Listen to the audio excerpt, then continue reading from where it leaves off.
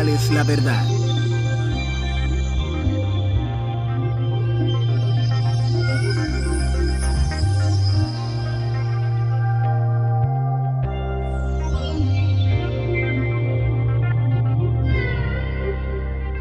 Habíamos introducido la segunda parte del libro, que ya son las primeras misiones.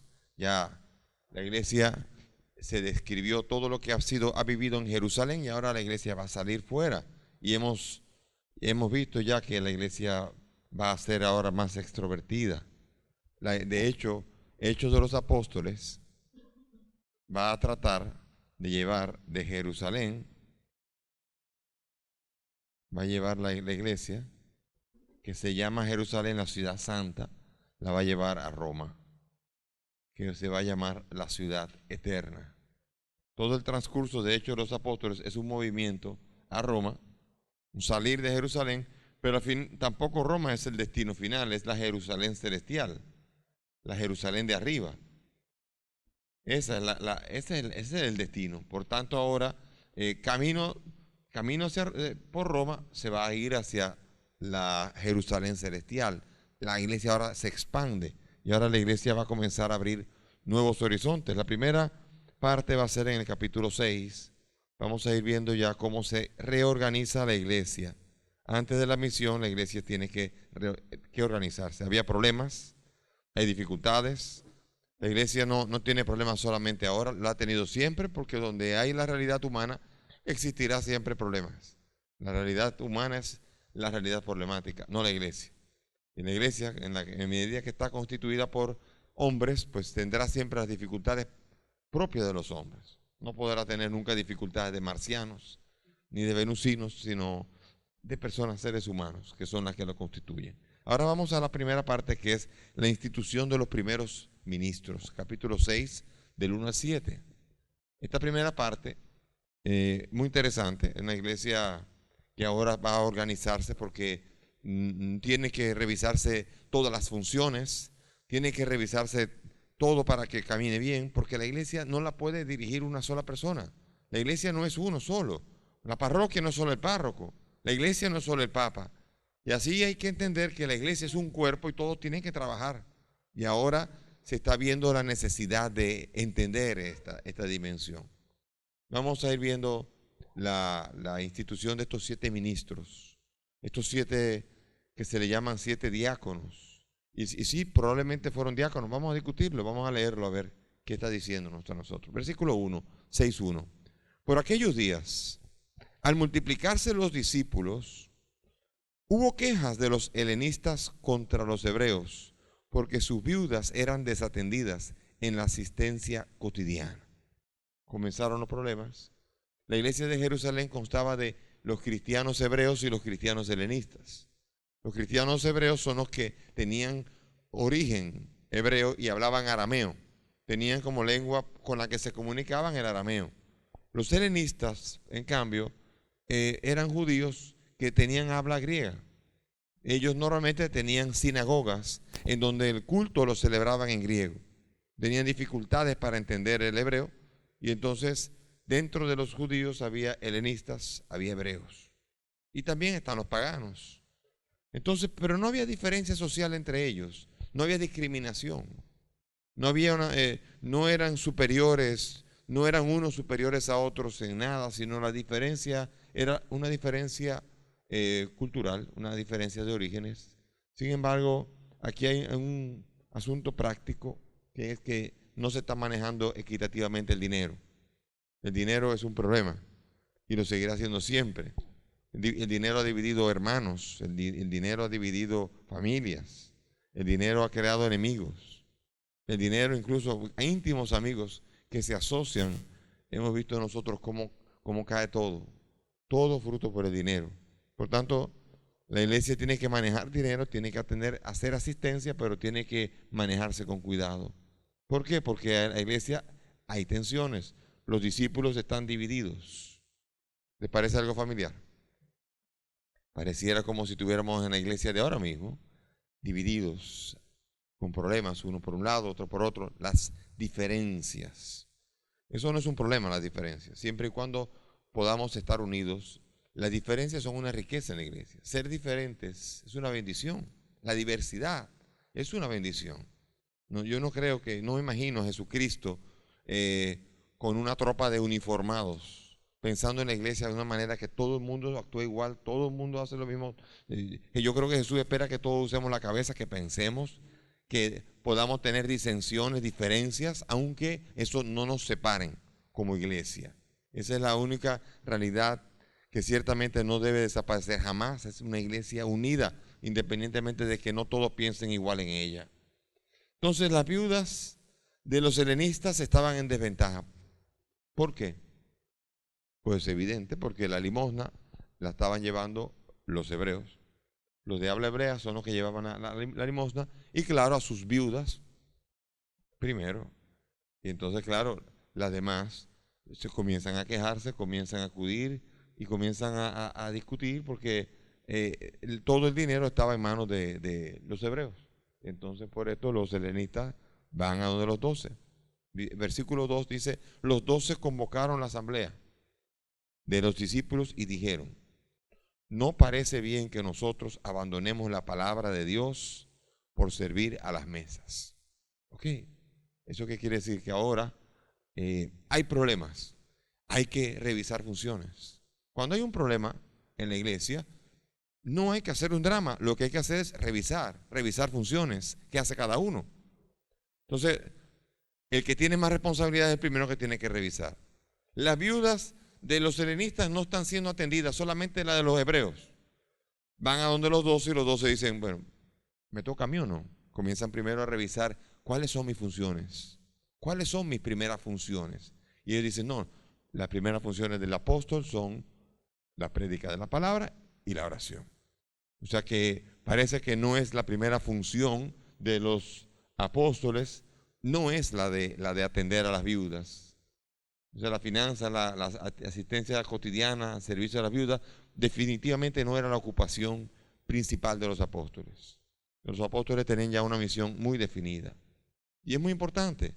De hecho, recientemente yo entregué la vicaría de administración en la arquidiócesis, aunque hubo chismes de si fue porque pasó algo, fue precisamente en ese criterio de decir: esa no es tanto una función de obispo, es una función, yo tengo, las funciones de obispo se van a perder si sigo metiéndome en manejar finanzas. Entonces yo sugerí a otra persona que llevara las finanzas y se armó un chisme, porque entonces fue que pasó algo. No pasó nada, fue eso mismo, fue la revisión de la función que debe hacer todo el mundo. ¿Este es mi papel o no es mi papel? No para evadir, no para evadir responsabilidades, sino para descubrir las de uno y así poder no pisarle el pie a otro que pudiera estar haciendo el trabajo como lo hicieron. Entonces ellos llegan a la conclusión de que otro puede hacer el trabajo, de que no hace falta que sea ellos, y aquí surge la idea de delegar. No parece bien que nosotros abandonemos la palabra de Dios por servir a las mesas. Por tanto, versículo 3: hermanos, busquen entre ustedes 7 hombres de buena fama, llenos de espíritu y de sabiduría, y los pondremos al frente de este cargo. Vamos a delegar, importante, vamos a delegar, búsquenlo ustedes, elijan, preséntenmelo. Parece como una terna, busquen la terna, hagan una terna y nosotros aprobaremos lo que ustedes buscan. Ahora, busquen con características específicas algo que se llama el servicio, aunque aquí dice no parece bien que nosotros abandonemos la palabra por servir a las mesas. Servir en griego se llama diaconai, diaconía, o sea, diáconos van a buscar, son 7 diáconos. La pregunta ahora, si esos 7 diáconos son los diáconos que pertenecen al orden sacerdotal o no, porque un diácono en griego significa un servidor, y un servidor puede ser un servidor ordenado o un servidor simplemente que sirve, que ayuda, que asiste. Aquí busquen entre personas de reputación, de fama, llenos de espíritu, sabiduría, que sean de confianza, que uno pueda decir y pueda depositar toda la confianza en ellos, llenos de espíritu. No busquen personas perfectas, que no la van a encontrar, pero busquen personas que inspiren confianza, que nosotros aceptemos y aprobemos por la confianza que inspiran, y que el pueblo en general también pueda confiar en Él.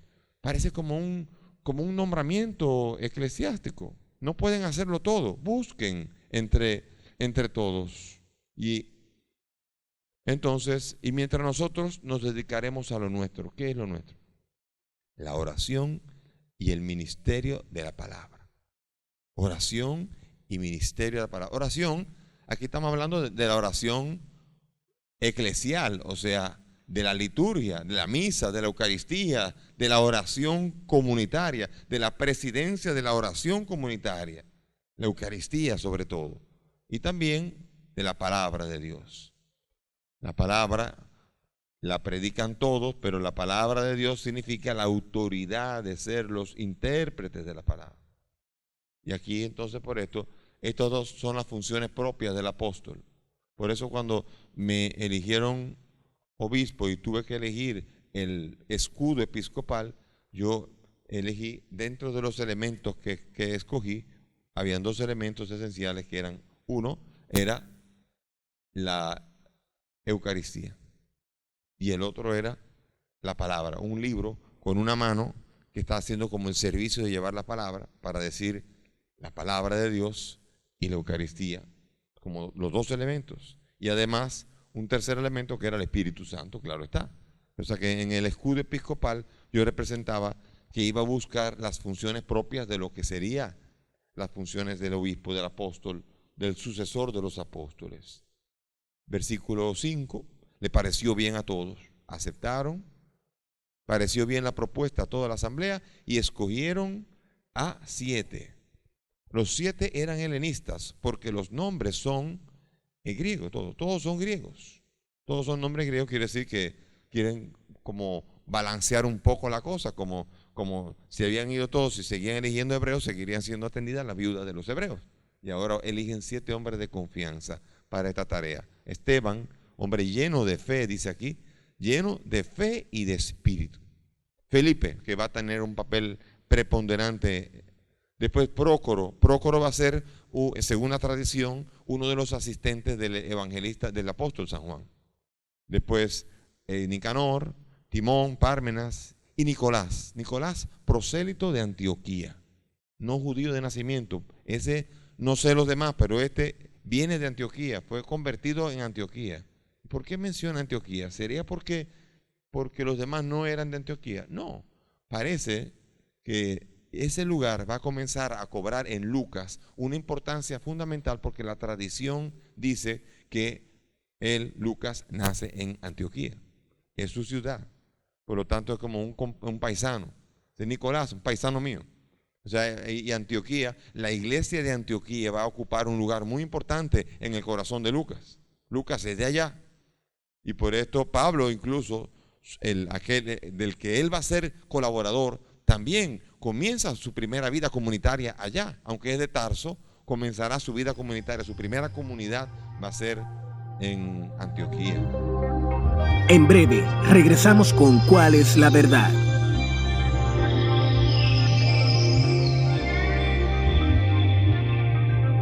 Nicolás, Nicolás también, se le atribuye hay una polémica con este Nicolás. Algunos le atribuyen la herejía de los nicolaitas.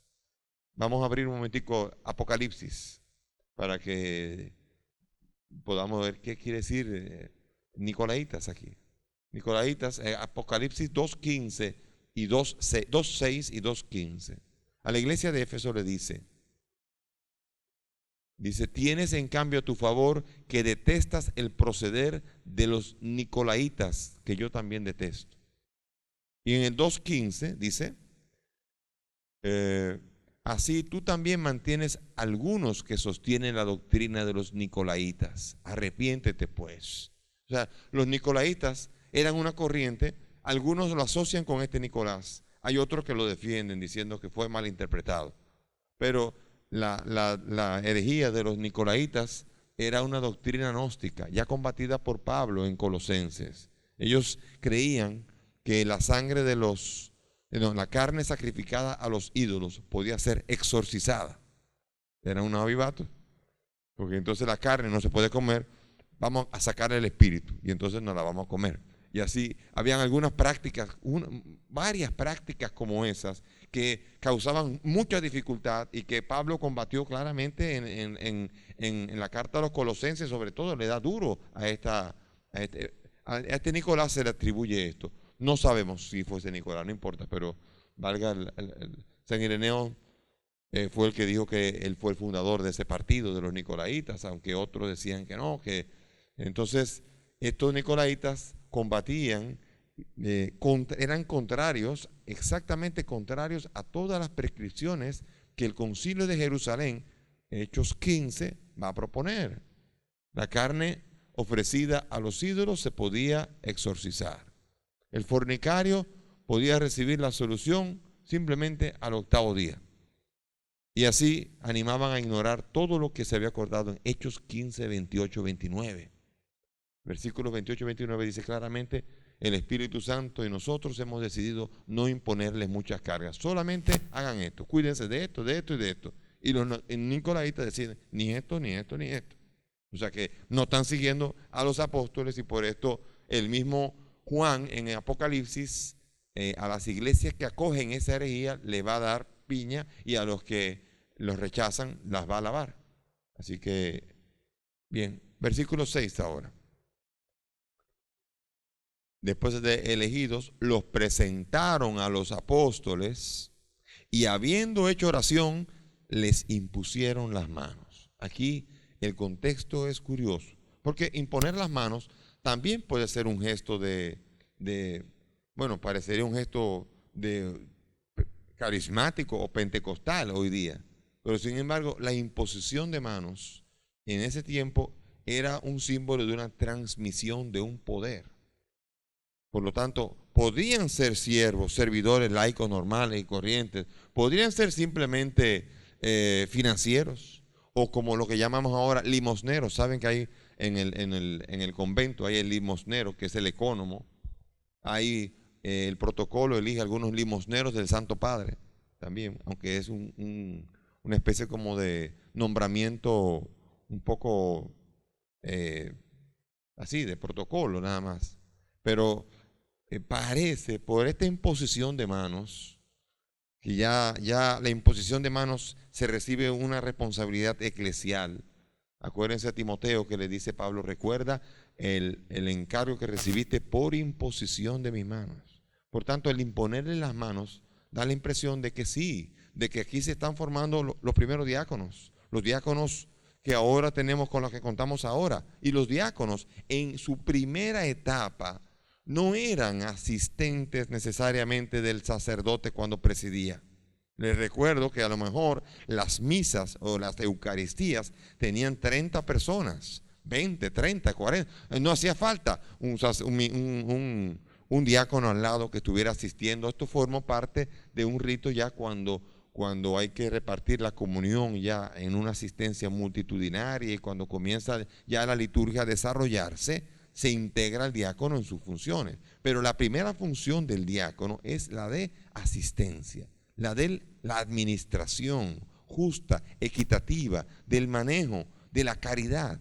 Ese es el primer servicio del diácono. Eso es lo que se le dice a los diáconos cuando lo están formando.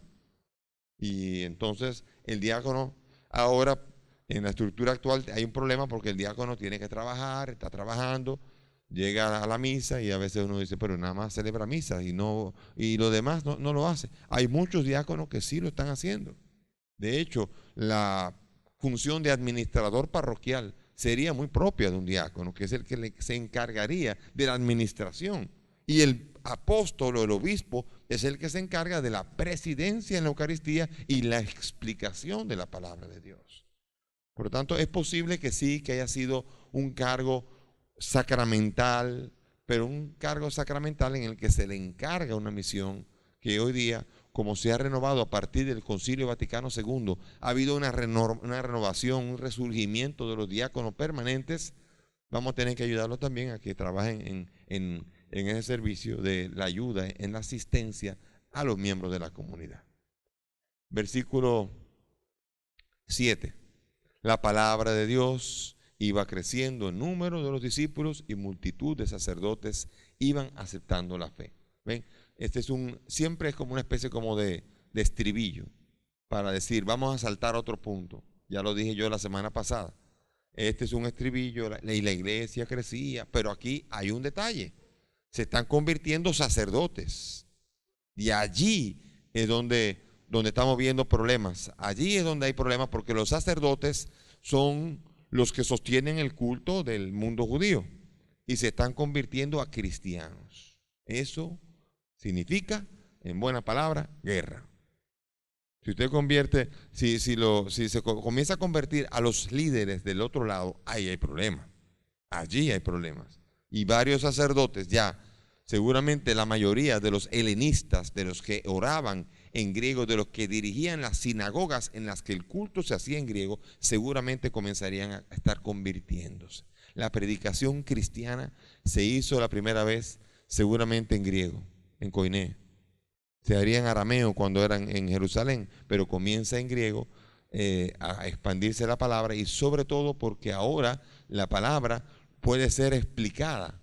Cuando se escribe en hebreo bíblico, que es el texto masorético, no todo el mundo sabía leer, no todo el mundo sabe leer. Eran unos cuantos, los escribas, algunos conocen, los fariseos y sobre todo los rabinos eran los que conocían la escritura. Eso era algo para pocos, pero la lectura en griego era mucho más común y por eso era mucho más fácil convertir en griego y sobre todo hay que suponer que estos sacerdotes que se estaban convirtiendo serían sobre todo de los que iban aceptando la fe, de los sacerdotes que eran judíos, sacerdotes del mundo israelita, pero que de la dimensión del helenismo, herederos del helenismo y que celebraban en griego. Por lo tanto, aquí esta es una primera fase de las misiones, organizarse. Para poder salir a predicar hay que dejar en casa a alguien. No puede ser posible que un párroco no deje a alguien allí y comience a salir por otro lado a predicar y abandone su parroquia. Así su diócesis. El obispo no puede abandonar su diócesis. Si sale un momento, vuelve, pero alguien tiene que estar, un vicario tiene que haber allí, alguien tiene que encargarse. Entonces, por esto ahora la iglesia está estructurándose y ahora van a comenzar las misiones. Y precisamente, como ya en el esquema de la semana pasada lo dije, iban a comenzar los ciclos de dos personajes importantes y eran dentro de estos que fueron elegidos, Esteban y Felipe. Esteban y Felipe van a ocupar un lugar muy importante dentro de la iglesia. Y aquí va a haber un ciclo entero de Esteban y un ciclo entero de Felipe. Y después de esto vendrá, más tarde, el gran Saulo, o sea Pablo, que se convertirá a raíz del capítulo 9. Aquí estamos entonces en Esteban y vamos a entrar entonces a esta figura extraordinaria. La figura de Esteban es una figura que representa una gran veneración. Fue el primero que consta en la Biblia, que comienza a morir, ya a dar la vida, al que asesinan, al primer testigo, al primer mártir, el primero que sufre en nombre de Cristo la muerte. Entonces, hay varias secciones. En Esteban se encuentra el martirio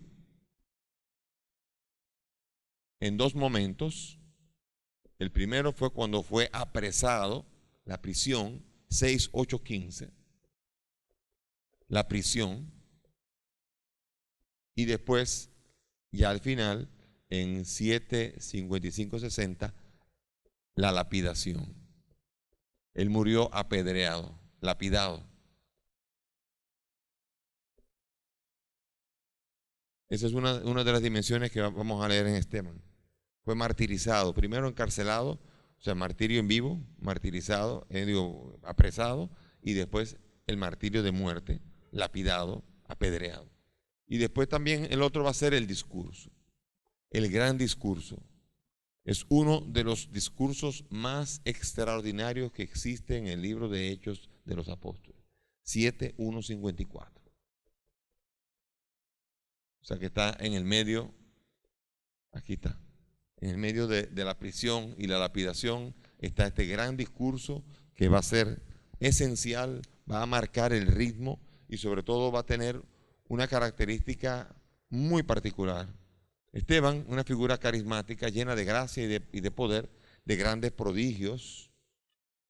A través de la imposición de manos, se le transmitió el poder y ahora él va a comenzar a exponer la doctrina. Versículo 8, del 6:8.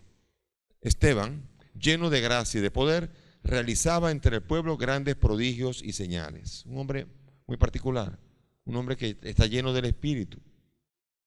Se levantaron unos de la sinagoga llamada de los libertos, cirenenses y alejandrinos, y otros de Cilicia y Asia, y se pusieron a disputar con Esteban. O sea que la predicación de Esteban no dejaba a todo el mundo.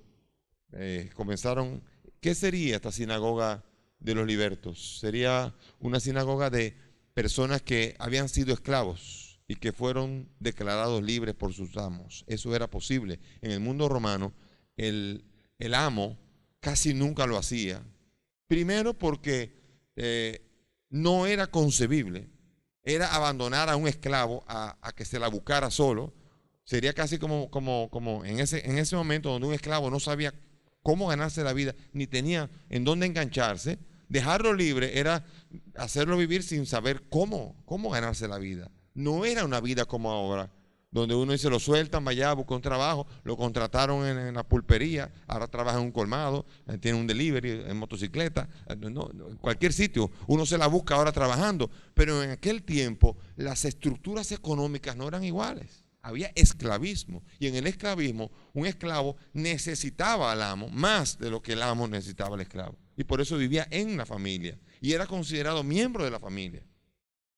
Pero cuando era suelto, era liberado por alguna razón X, vaya a saber, entonces él se llamaba liberto. Entonces la sinagoga de los libertos era sinagoga donde habían estado esclavos que ahora habían sido declarados en libertad y que ahora tenían la ciudadanía romana. En breve, regresamos con ¿Cuál es la verdad?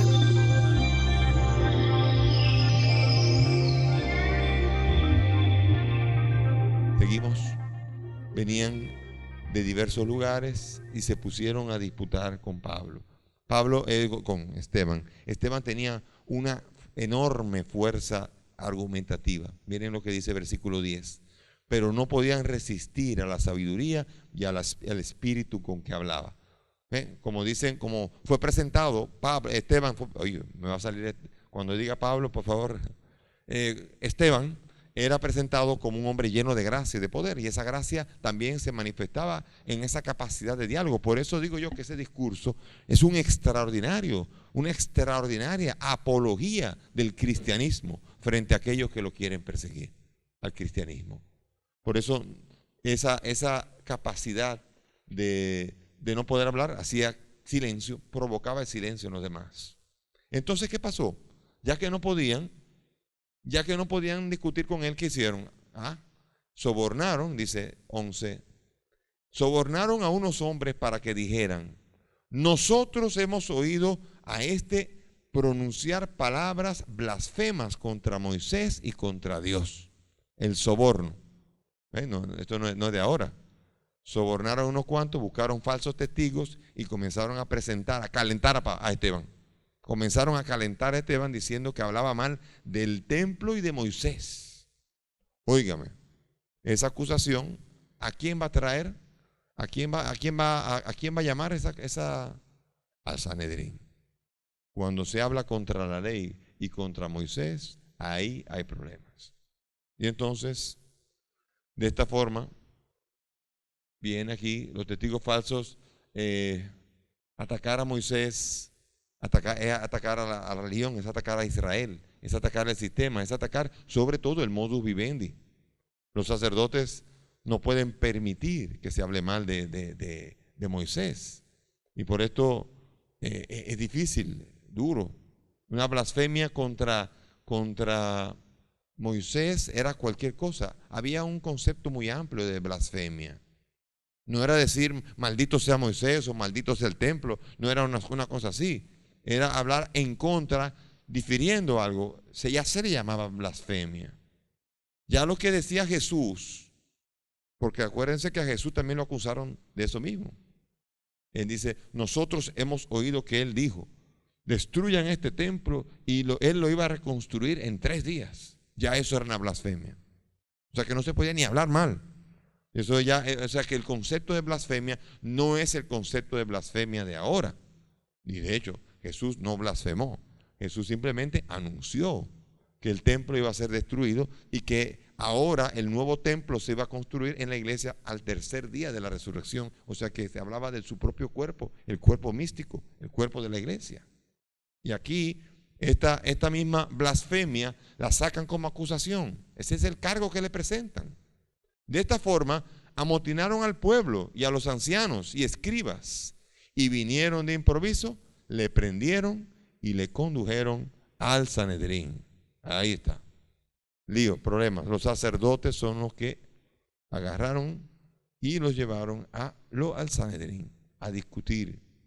Hay problemas. Este hombre acaba de ser presentado en un cargo que si mataba a alguien casi era menos malo que si hablaba del templo o si hablaba de Jesucristo mismo.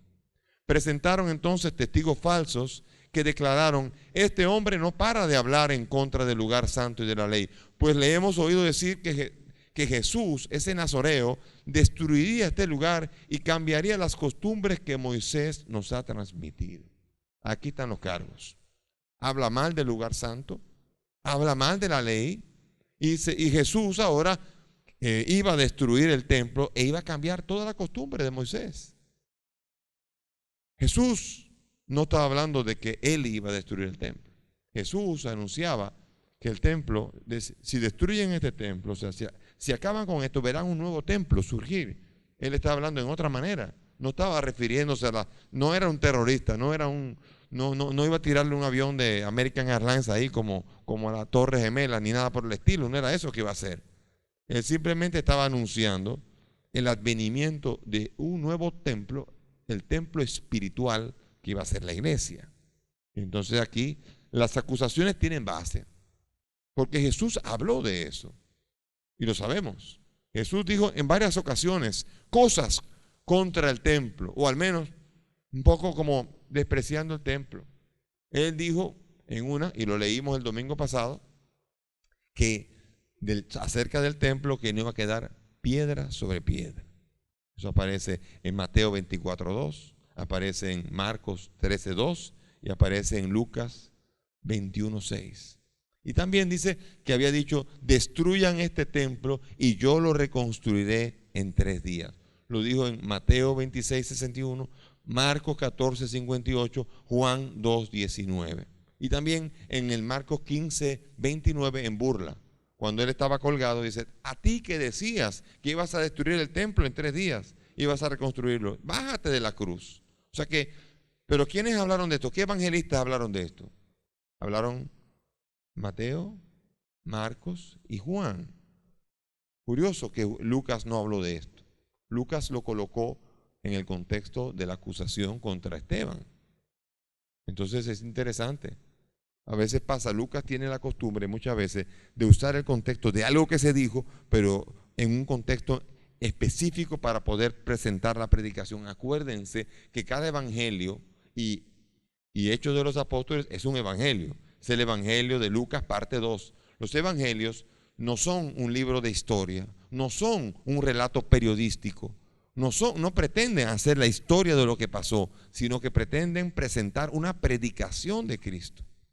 Y cuando si cada uno de nosotros, de repente, ahora le pido que organicen una charla, vamos a organizar una charla sobre el pecado, y cada uno organiza su charla, le aseguro que cada uno va a tener un modo diferente de presentar la misma realidad, porque todos van a hablar del pecado, pero estoy seguro que los esquemas van a ser completamente diferentes, y la manera de presentarlo diferentes, pero del que se habla del mismo, y así de Cristo.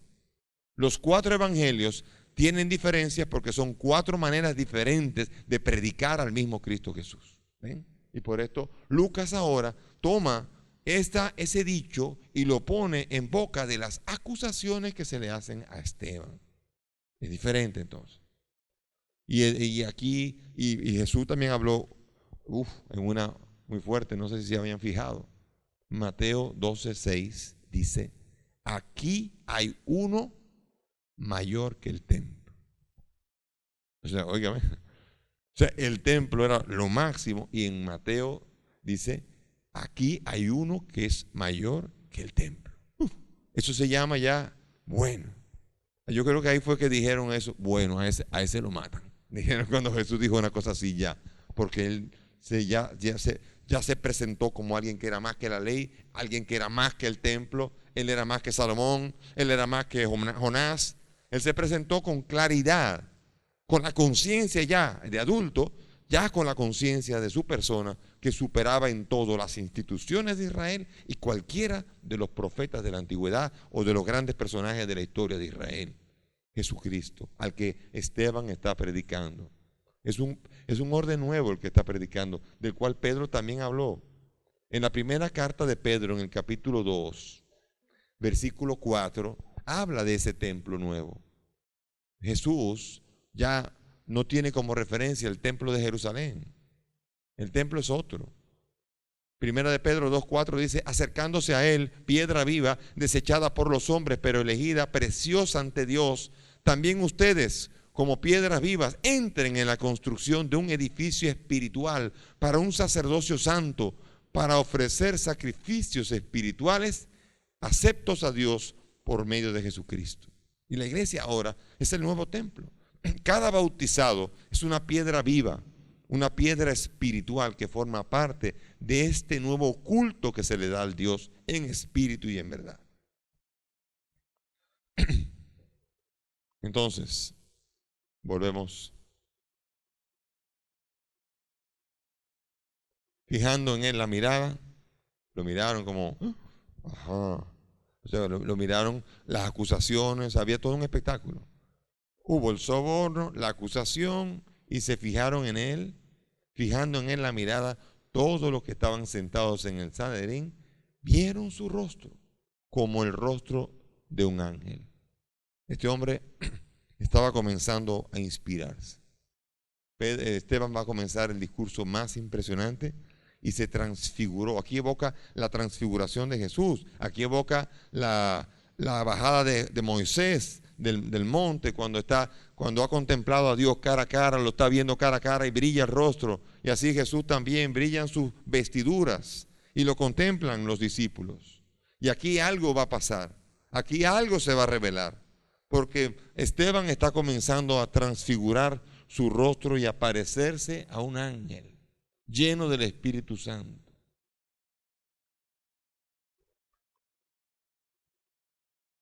El sumo sacerdote entonces le da la palabra. Fíjense 7:1 lo que dice. El sumo sacerdote preguntó, ¿es así? ¿A quién le preguntó eso? A Esteban, como diciendo, adelante, vaya a la defensa.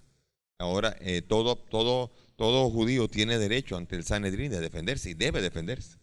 Por lo tanto, se le cede la palabra. Es así, es una pregunta que es un modo protocolar para decir, arranque usted, diga usted, miren lo que le traen.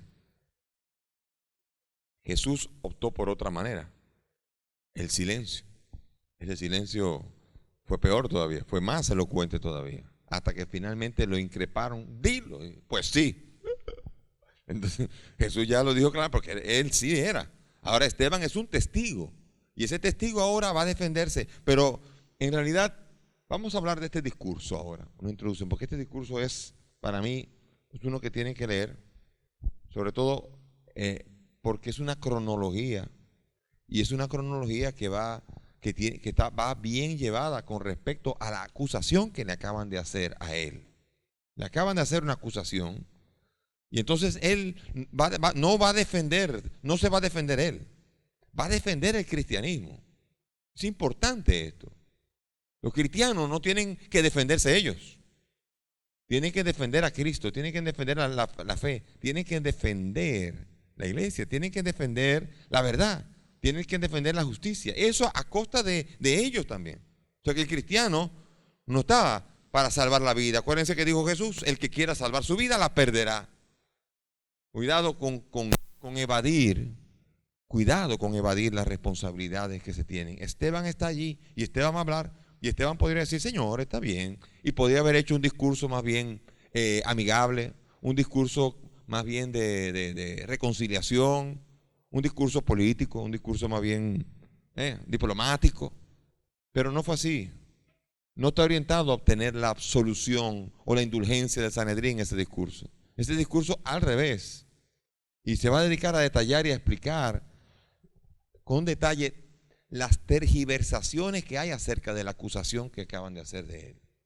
Él va a desarrollar con detalle todo lo que va a hacer. Dije, ¿con qué yo hago esto? Vamos a ver. Y vamos a ver en la historia cuántas veces en Israel se ha hecho esto. Y ustedes son los hijos de esto, así que ustedes también lo están haciendo. El discurso va a ser extraordinario. El punto esencial del discurso va a ser en la insistencia de que Dios no restringe a ninguna tierra en particular, ni a ningún edificio su presencia. Dios está en todos lados. Él va en ese discurso, va a comenzar diciendo que Dios se reveló a Abraham. ¿Y dónde estaba Abraham? ¿Estaba en Jerusalén?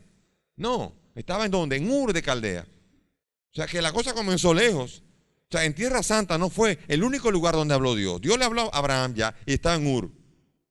Y de ahí para adelante va a comenzar a desarrollar todas las veces en que Dios se reveló. Se reveló cuando José se fue para Egipto, ¿se acuerdan? Y lo vendieron. Y cuando se fue para Egipto, dejó de hablar en Israel y se fue para Egipto, y en Egipto inspiró a José y lo ungió y lo llenó de espíritu allá. O sea que Dios hablaba en Egipto también. Comenzó a decir, Dios habla en muchos sitios. Ese discurso es extraordinario porque aquí es que está Dios, solamente aquí está Dios, y tú vienes a hablar contra. No, aquí no está Dios solamente. Comenzando porque Dios estaba en Ur y le habló a Abraham. A Moisés le habló en el Sinaí, estaba por el Sinaí, por la tierra de Madián, y allí en diferentes lugares le habló y al pueblo de Israel en el desierto. De hecho, el templo era un templo nómada que iba caminando junto con todo el pueblo y no estaba en Jerusalén. Y así por el estilo va a desarrollar la tesis de que no está Dios solamente en Jerusalén y no está Dios solamente en el templo. No es la única presencia. Ya la presencia de Dios estaba en la tienda del encuentro cuando el pueblo de Israel caminaba por el desierto. Ya estaba allí con la columna que dirigía al pueblo de Israel. Ya estaba allí, en todos lados. Así que no es así. Ese es el primer gran punto que va a poner Esteban en este discurso. En breve, regresamos con ¿cuál es la verdad?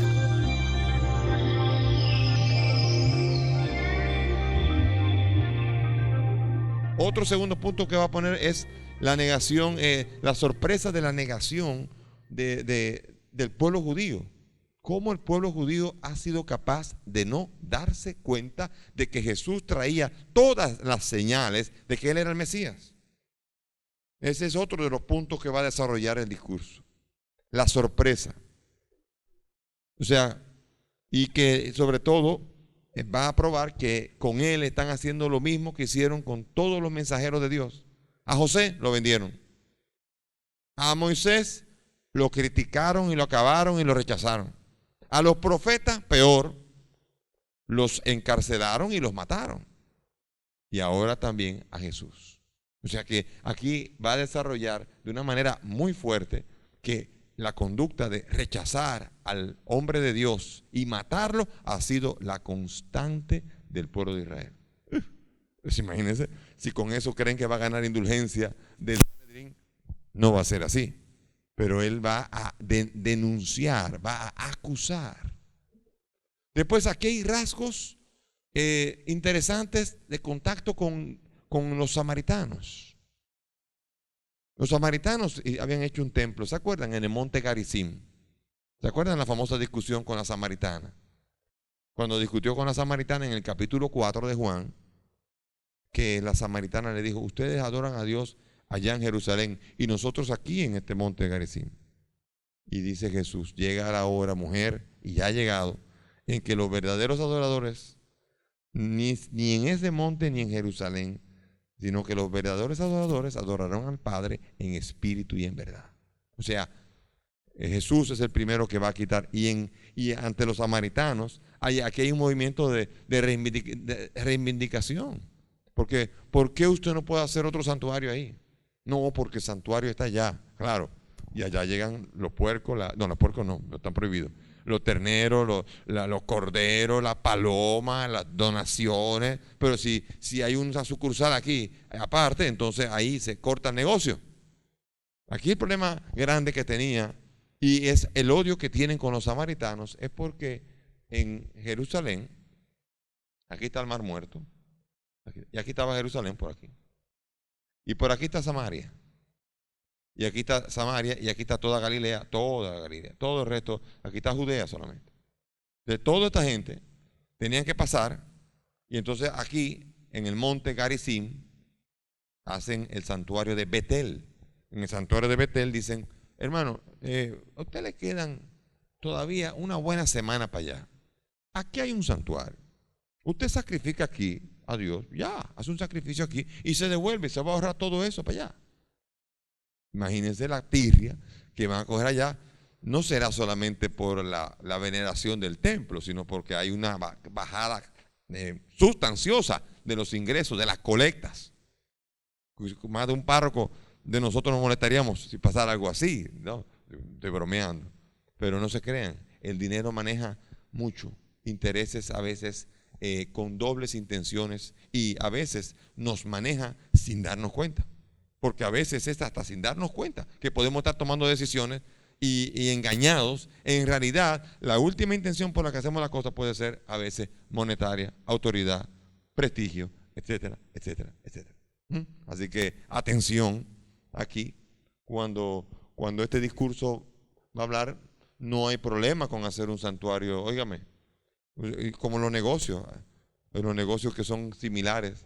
Te monta un negocio de qué sé yo, de semilla cajuil, y ahí hay 5 vendedores de semilla cajuil. No sé por qué todos se ponen en el mismo sitio. Todos, porque ahí está la competencia. Y entonces se tienen tirrias, son compañeros, pero se competencia a la vez, es un lío. Entonces, aquí Esteban va a estar a favor de que se adore en cualquier sitio, porque Dios está ¿en dónde? Todo lado. De hecho, acuérdense qué va a pasar.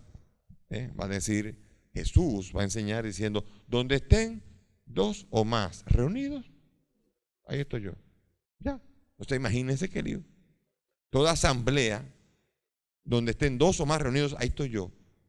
Eso atenta contra el dueño del templo, que se atribuye que él es el único templo en el que verdaderamente está Dios. Esto es serio. Y aquí ese es el conflicto. Y Esteban está con mente abierta, y el Sanedrín mirándolo así, que al final acabará como los demás, rechinando los dientes y loco por matarlo. No son locos por matarlo, lo acaba matando. Entonces, y otro punto importante es que se ha querido relacionar el discurso de Esteban con los ebionitas. El ebionismo surge a raíz de la destrucción del templo. Es una secta judeocristiana. Hubo una secta que aceptó a Jesús como el Mesías. Eran judíos. Aceptó a Jesús como el Mesías, pero no entendía que Jesús era preexistente. O sea, que no existía con el Padre antes de que el mundo fuese. Él nació, es el Mesías, Dios lo llenó de Espíritu Santo, pero hay que seguir con los ritos y con las leyes judías, la circuncisión, el sábado, los alimentos prohibidos. Y ellos creían en un solo evangelio, que se llama el Evangelio de los Hebreos. No habrán oído nunca hablar del Evangelio de los Hebreos. Es un evangelio que se encuentra solamente por fragmentos. En general, muy pocas son las diferencias con los demás evangelios, pero ese es un evangelio que no está completo. Y tiene una gran diferencia solamente con el resto de los evangelios. Y es que declara a la mamá de Jesús es el Espíritu Santo. O sea, y hay unas discusiones allí que se pierden. Este es un evangelio difícil, un evangelio muy judío, muy parecido al evangelio de Mateo. Bastante más pequeño que el evangelio de Mateo, pero es un evangelio en el que los ebionitas se van a basar y van a estar en ello. Ese va a ser el punto de referencia de ellos. Tienen gran reverencia los ebionitas a Santiago. Acuérdense que Santiago tiene un corte muy judío. Y van a tenerle tirria a Pablo, porque a Pablo lo van a considerar un apóstata. Pablo es el que desprecia la ley, porque habiéndola conocido tanto y habiendo conocido la gracia de Cristo, para ellos él es un apóstata. Esos son los ebionitas. Entonces por esto ellos desaparecieron, comenzaron en el año 70. Y acuérdense que ¿de qué estamos hablando, Esteban? ¿De qué año es este discurso? Cerca del 35, vamos a decir 35 por ahí. Y si es del 35, estamos hablando de casi 40 años antes de la destrucción del templo de Jerusalén. Por lo tanto, al revés sería en todo caso. Pero no se puede decir que la enseñanza de Esteban tiene que ver con los ebionitas. Esteban es mucho más abierto y con respecto al templo y a la universalidad del cristianismo. Los ebionitas no lo eran. Ebión significa en arameo pobre. Por lo tanto, es posible que fuera una secta que tratara de vivir la pobreza, los ebionitas. No se sabe bien. Esos desaparecieron en el siglo V, 450 más o menos después de Cristo. Ya desaparecieron las últimas comunidades. Y con ellos desaparecieron sus libros, porque créanme, no es fácil. Miren, encontrar un libro del siglo V es un tesoro. O sea, los textos cristianos más antiguos que tenemos son del siglo III, siglo 200, año 200, 180. Fueron escritos en el 30, en el 40, en el 50, pero tuvieron que ser copiados y reproducidos muchas veces. Y los textos que nos llegaron son del siglo II, III. Cuando uno encuentra uno del siglo II, encontró el non plus ultra. Cuando uno encuentra uno del siglo V, es un tesoro. Todavía es de gran tesoro encontrar uno del siglo X o del siglo IX. En Barcelona hay uno del siglo V. En el Museo de Barcelona es un tesoro. En Vaticano están todos los del siglo II. Un tesoro, así como también en el Museo Británico. No en todos lados hay textos del siglo II. Por tanto, es muy probable que ese evangelio estuviera circulando, pero no aparece, como no aparecen muchos evangelios de Mateo, de Lucas, que fueron reproducidos, no aparecen. La arqueología, créanme que después de 2000 años, la mayoría de los libros se pudren y se dañan. De hecho, uno agarra uno de esos libros, de esos textos del siglo II, y están perfectamente conservados ahora. Pero si ahora de repente abrieran eso, ¿saben lo que pasaría? Se volvería polvo. Ya. Están conservados. Se ha trabajado mucho en la arqueología, porque se encontraron en buen estado e inmediatamente se conservaron. ¿Saben que, por ejemplo, en las cuevas de Qumran, donde encontraron textos en 11 cuevas, cerca del 80% de los textos se perdieron, se pulverizaron? No había manera, no había la tecnología. Si hubiesen sido encontrados a lo mejor ahora, a lo mejor se habrían salvado un poco más, pero nos perdimos eso. Como hay grandes pérdidas en la historia de la iglesia, de la historia de la literatura, una de las mayores pérdidas, ¿cuál sería? La biblioteca de Alejandría. El incendio y la destrucción de la biblioteca de Alejandría fue como una especie de una red de internet entera que se perdió allí, completamente. Y los grandes tesoros que ha tenido la iglesia, que ha tenido la humanidad, son los monasterios religiosos. Los monasterios religiosos, créanmelo bien, si ustedes hacen un largo recorrido a los últimos 2000 años, hasta los libros que son filosóficos, Platón, Aristóteles, Averroes, cualquiera, Santo Tomás de Aquino, todos, San Agustín, todos esta cantidad de libros, mundanos, no mundanos, todos los libros antiguos que son de hace más de 1000 años, todos ellos había un solo sitio donde fueron conservados y fue en los monasterios. Personas consagradas, ¿saben a qué? A orar y a copiar libros. Porque además se iban desbaratando. O sea, nosotros no contamos con ningún texto original de Platón, sino la copia de la copia de la copia de la que fielmente fue hecha, aunque ahora ya no. Ahora ya contamos con tecnología para tener todo eso almacenado. Ahora es otra cosa el manejo de la información. Pero yo quiero que entiendan que el manejo de un libro era algo muy serio. Y sobre todo la capacidad de destrucción de un libro, de un pergamino, era rapidísimo. Por tanto, la conservación, mucho es lo que se ha conservado. Y todo eso, todo, prácticamente todo, se lo debemos a la Iglesia Católica, a los monasterios, que fueron lugares de refugio, aunque hay películas como por ejemplo En nombre de la rosa, que ridiculizan un poco esa manera de trabajo. Sin embargo, sí reflejan eso, esa conservación de los libros, aunque lo hace de una manera un poco irónica. Entonces, este discurso tiene una estructura muy particular, y con ello ya la semana que viene vamos a comenzarla. El discurso tiene, acuérdense que es 7:1:54, ¿no? ¿Qué pasó? Bien, primera, reseña histórica de Abraham a Salomón.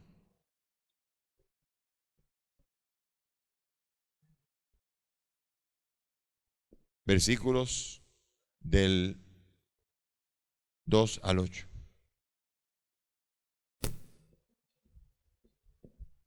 Después vendrá de Israel en Egipto.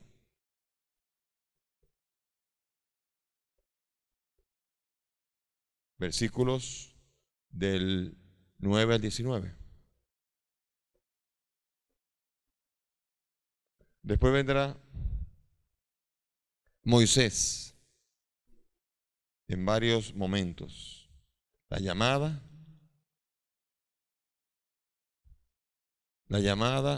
los primeros días, la llamada y el peregrinaje. Los primeros días, la llamada y la peregrinación por el desierto. Son versículos del 20-29, 30-34 y 35-43. Y después va a venir el contraste de la tienda y el templo. La tienda del desierto y el templo. Del 44 al 50. Y después ya la última parte será la conclusión, la acusación, en los versículos del 51 al 53. O sea que este va a ser un discurso que va a basarse en cronologías. Va a basarse en una recitación de la historia de Israel, porque para usted demostrar que usted era judío, usted tiene que recitar, tenía que demostrar que sabía quién era José, que lo vendieron, que no sé qué, y dar detalles. Y aquí hay una exposición de detalles extraordinaria para que supieran que él era un judío de pura cepa, que no era un improvisado. Porque así es como el cristiano se identificaba. Cuando un cristiano en la antigüedad tenía que identificarse para llegar a una comunidad, llegó un nuevo, usted llegó de Antioquía, ajá. Y si usted es un espía romano, ¿cómo sabemos que usted es? Creo en un solo Dios, Padre Todopoderoso, Creador del cielo y la tierra. Y tenía que recitar el credo. Y el credo era el distintivo. O sea que normalmente las cronologías, sea teológicas como históricas, han sido los distintivos que muestran la identidad de la persona. Y por eso él, en todo este discurso, él se muestra judío, pero demuestra que él ha conocido en el pueblo judío la correcta manera de entender que Jesús es el cumplimiento de todo cuanto en Israel se había prometido.